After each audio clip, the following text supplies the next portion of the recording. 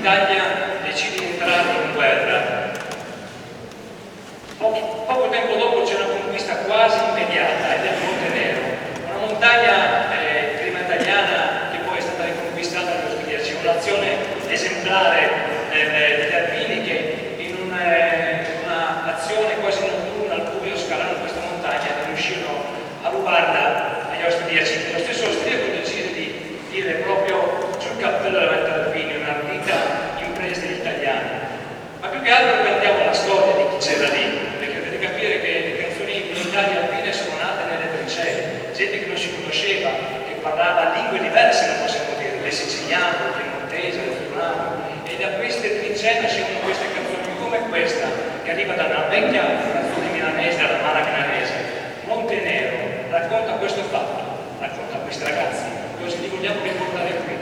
Montenegro racconta la storia di chi non c'è più, ma che ha fatto questa nazione. Montenegro.